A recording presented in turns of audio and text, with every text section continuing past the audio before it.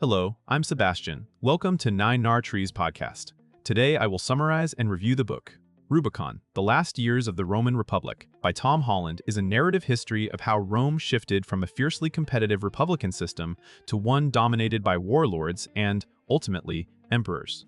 Centered on the turbulent 1st century BCE, the book traces the pressures created by conquest, inequality, factional politics, and personal ambition. Holland presents famous figures such as Sulla, Pompey, Crassus, Cicero, Cato, and Julius Caesar not as marble icons but as players in a brutal political arena where law, religion, and violence were tightly intertwined. The title points to Caesar's irreversible decision to cross the Rubicon, yet the story begins earlier, showing how decades of civil conflict and institutional strain made that moment possible.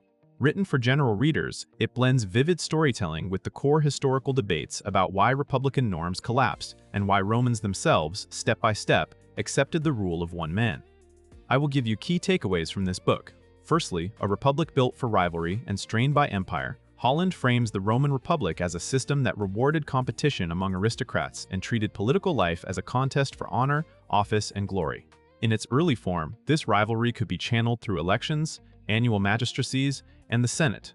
But as Rome expanded, victory abroad reshaped incentives at home. Provinces became sources of immense wealth, armies became more professionalized, and successful commanders gained prestige that far exceeded the traditional limits of civic leadership.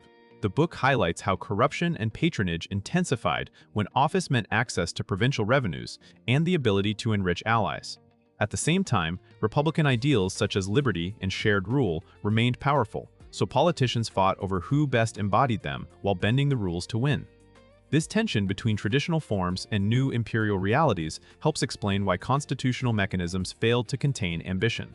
Holland also emphasizes how religion, omens, and public ritual were not window dressing but tools of legitimacy. As factions escalated their tactics, political disagreement increasingly became existential, and the Republic's celebrated rivalry turned into a pathway to paralysis and, eventually, civil war. Secondly, inequality, populism, and the politics of the street. A central theme is the social upheaval produced by Roman success. Conquest brought slaves, land seizures, and concentrated wealth, while many small farmers struggled with debt and displacement. Holland presents the resulting politics as a volatile mix of genuine reform efforts and ruthless manipulation. Tribunes and popular leaders could mobilize the urban crowd and allied communities, proposing land distributions, grain policies, and citizenship changes that threatened entrenched interests. Senators, in turn, framed such proposals as assaults on tradition and public order. The book shows how popular assemblies became battlegrounds where persuasion was backed by intimidation, and how street violence evolved from sporadic clashes into a regular feature of political life. This environment rewarded demagogues, but it also created an opening for aristocrats who learned to speak the language of the people while serving their own careers. Holland connects these pressures to the breakdown of trust. Once opponents were viewed as enemies of the state, compromise looked like surrender. By linking bread-and-butter grievances to elite power struggles, the narrative explains why stability became harder to maintain and why Romans became increasingly receptive to extraordinary measures and strongman solutions. Thirdly, generals, armies, and the militarization of politics. Rubicon depicts a republic where the decisive political currency gradually became military loyalty. As campaigns grew longer and theaters of war expanded, soldiers depended more on their commanders for pay, plunder, and land grants. This personal bond shifted allegiance away from the state and toward individual leaders, enabling generals to convert battlefield success into political leverage. Holland explores how precedents accumulated, especially as commanders used their troops to coerce elections, threaten rivals, or march on Rome itself. The narrative treats Sulla's seizure of the city as a pivotal moment, proving that force could rewrite law and settle ideological conflicts. Once that line was crossed, later figures could claim necessity or precedent for similar actions. The book also explains why foreign wars mattered. Conflicts in the East and West produced spectacular triumphs and enormous resources that intensified competition among elites.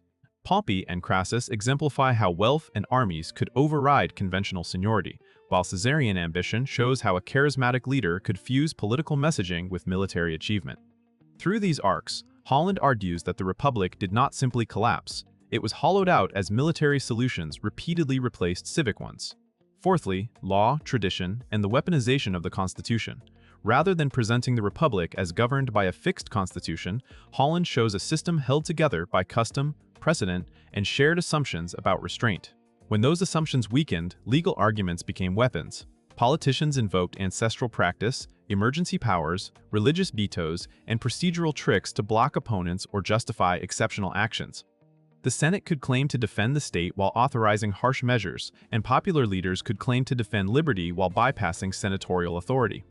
Holland pays close attention to how public legitimacy was constructed, including the use of omens, auspices, and priestly offices to validate decisions. He also highlights the role of courtroom drama, scandal, and moral posturing, with figures such as Cicero representing the belief that eloquence and law might preserve order even as violence increased. The result is a portrait of constitutional breakdown that feels incremental. Each faction insists it is defending the republic, yet each step makes the next escalation easier. This topic illuminates why Romans could simultaneously cherish republican freedom and accept actions that undermined it. By the time open conflict arrived, many citizens had already experienced years of rule by intimidation, making the promise of restored stability dangerously attractive. Lastly, Caesar, the Rubicon, and the irreversible turn toward one-man rule. The crossing of the Rubicon functions as both a dramatic centerpiece and a symbol of accumulated failures. Holland portrays Caesar not as an isolated villain, but as a product of the late Republic's incentive structure: relentless competition, massive debts, the expectation of spectacular success, and the constant fear of prosecution once power slipped away. Caesar's rise is set against the fragility of his rivals, especially the inability of the senatorial leadership and Pompey's coalition to craft a settlement that preserved both dignity and security for all parties. When negotiation failed, the Republic lacked a trusted mechanism to resolve the dispute. The March on Italy thus becomes a culmination of decades in which force had repeatedly settled political questions. Holland emphasizes how quickly events can accelerate once taboo is broken, allies choose sides, institutions freeze, and legitimacy shifts toward whoever can guarantee order. The ensuing civil war, the collapse of old alignments, and the erosion of republican norms illustrate why the Republic could not simply revert to business as usual after so much bloodshed. In this view, Caesar's gamble exposed the truth that Rome had already outgrown its republican framework, and that the path toward imperial rule was already being paved by earlier compromises and precedents. In conclusion, this book is best suited to readers who enjoy narrative history, political drama, and the personalities behind major turning points. It will appeal to students of classical civilization, general history fans, and anyone interested in how institutions fail when ambition, inequality, and polarization overwhelm shared norms. The main benefit is perspective. Rubicon makes the late Republic feel recognizable, showing how the erosion of trust, the use of emergency rhetoric, and the personalization of power can turn a stable system into a crisis machine. Readers can apply these lessons to modern civic life by paying attention to incentives, precedents, and the long-term cost of normalizing rule-breaking. Compared with more academic studies, this book offers a fast-moving synthesis that keeps the big picture in view while making complex politics accessible. Compared with purely biographical treatments of Caesar, it gives equal weight to the broader cast and to structural pressures such as militarization and social unrest.